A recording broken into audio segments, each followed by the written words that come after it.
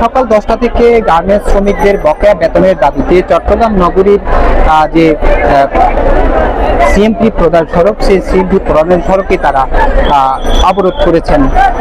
সেই অবরোধ সকাল 10টা থেকে চলছে।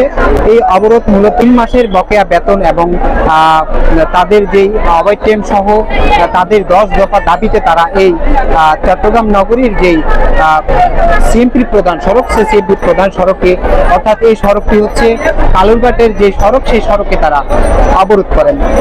আমরা দেখতে পাচ্ছি সেই অবরোধ সকাল 10টা থেকে চলছে। সেই অবরোধের মধ্যেই প্রায় 4 থেকে 5 কিলোমিটার যে সড়ক, সেই সড়কে তীব্র যানজট লেগে আছে। সেই চিত্র দেখতে পাচ্ছেন।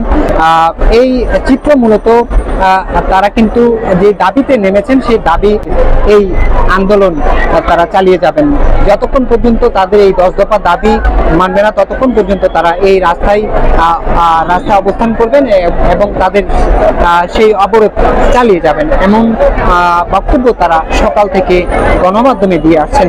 দর্শক, এই মুহূর্তে আমি সেই স্থানে অবস্থান করছি। আপনাদেরকে আমি কয়েকজন শ্রমিকের যে দাবি, সেই দাবি নিয়ে আসলে তাদের বক্তব্য তুলে ধরার চেষ্টা করব। আমরা কি করবো? আমরা 3 মাসের বেতন, 4 মাসের ওভারটাইম, 5 বছরের নাস্তার বিল আমাদের দেয় না, সেজন্য আমরা রাস্তায় নামছি।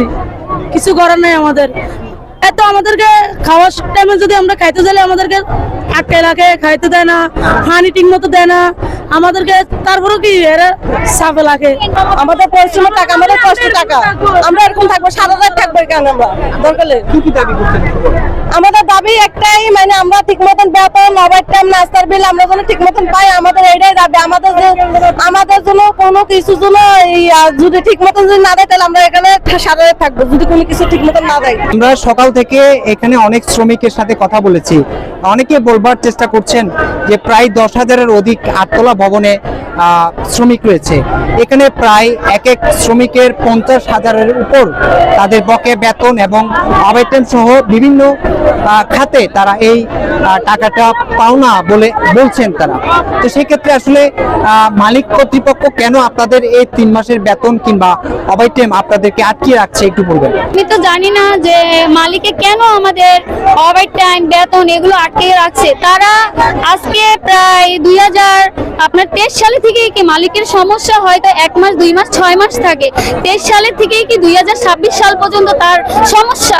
এত সমস্যা হলে সে ফ্যাক্টরি সব শ্রমিকদের পানাদানা দিয়ে বন্ধ করে দেয়।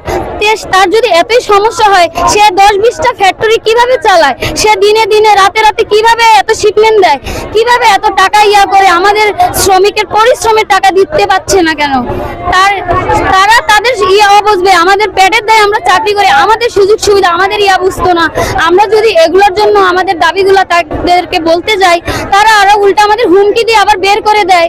কিছু হলে আমাদের বেতন হ্যান্ড আপ করে দেয়, ওভারটাইম দেয় না, বেতন দেয় না, বেতনের হার কমাইয়া দেয়। আরো বেতন তো আমরা কমই পাই, 12,000, 14,000 এরকম। হাইস্টে গেলে পুরান যারা, ওদের 15,000। কাজের ক্ষেত্রে কোনো বেতনও নাই। আমাদের বেতনও, স্যালারি এগুলোও কম। আমরা কিভাবে চলি? 12,000 টাকা মাত্র দিছি, 3 মাস পর 12,000 টাকা পাইছি আমরা।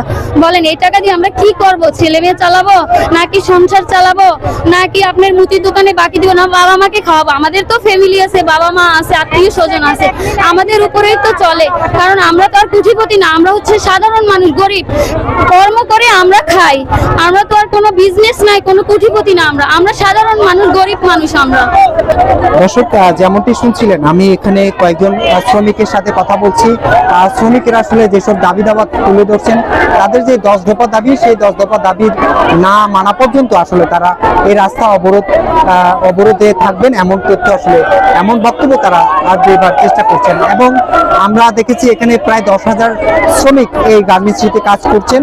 এই 10,000 শ্রমিকে প্রায় প্রত্যেকটি শ্রমিক 40 থেকে 50,000 টাকা করে মালিক কর্তৃপক্ষের কাছ থেকে তারা পাবেন বলে এমনটি আসলে বলবার চেষ্টা করছেন। দর্শক, এ ছিল আমার কাছে চট্টগ্রাম নগরীর যে সিএমপির প্রধান সড়ক, সেই সিএমপির প্রধান সড়ক থেকে সর্বশেষ যুক্ত ছিলাম শাহিদুল ইসলাম মাসুম।